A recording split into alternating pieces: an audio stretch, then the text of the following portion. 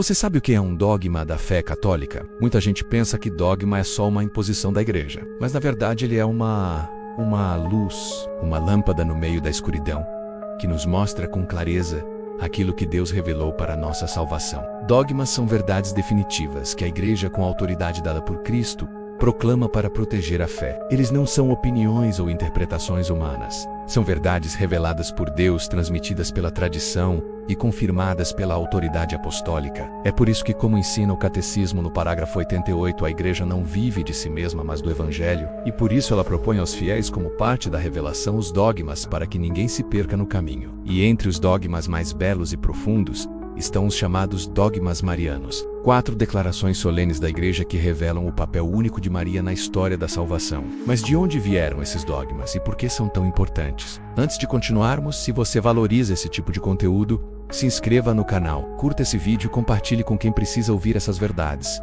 Isso nos ajuda a espalhar o Evangelho com fidelidade. Vamos aos dogmas. O primeiro é o dogma da maternidade divina. Proclamado no Concílio de Éfeso em 431, ele afirma que Maria é verdadeiramente mãe de Deus, Theotokos. Por quê? Porque Jesus é Deus e homem, e Maria o gerou no seu ventre. Negar isso é dividir Cristo, como fez a heresia nestoriana, e foi para proteger essa verdade essencial que a Igreja proclamou este dogma com solenidade. O segundo é o dogma da Imaculada Conceição.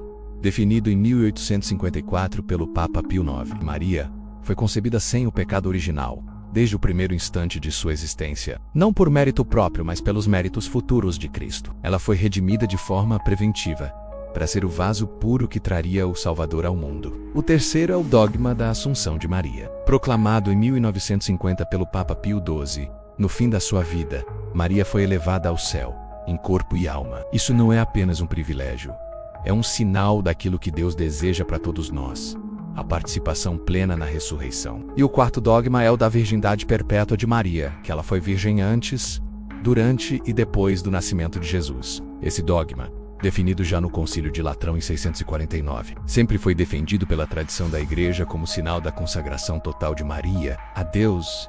Esses dogmas não surgiram de uma hora para outra. Foram fruto de séculos de oração, estudo das Escrituras, reflexão teológica e sensus fidei, o senso da fé do povo cristão, como ensina o parágrafo 94 do Catecismo. O crescimento da compreensão das verdades reveladas acontece pela contemplação, pela vida dos fiéis e pelo ensino dos sucessores dos apóstolos. Eles foram proclamados também em resposta a heresias e confusões doutrinárias. Sempre que a verdade esteve em risco, a Igreja, iluminada pelo Espírito Santo, proclamou com clareza o que sempre acreditou. E a base desses dogmas está na própria Bíblia. Em Lucas 1, o anjo chama Maria de cheia de graça. Em Gênesis 3, lemos que haverá inimizade entre a serpente e a mulher, uma profecia mariana. E em Apocalipse 12 vemos a mulher coroada de estrelas, símbolo da glória celeste de Maria. Na tradição, santos como Irineu de Lyon, Atanásio, Agostinho, Tomás de Aquino e Bernardo de Claraval defenderam essas verdades com profundidade. E o povo de Deus, ao longo dos séculos,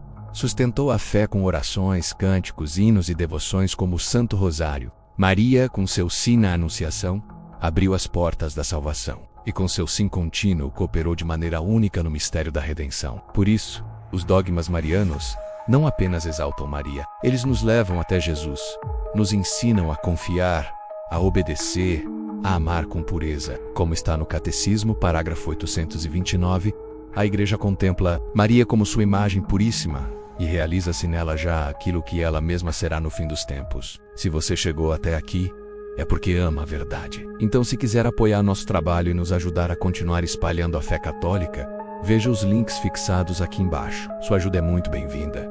Que Maria, nossa mãe, interceda por você e que a verdade nos conduza sempre para mais perto de Cristo.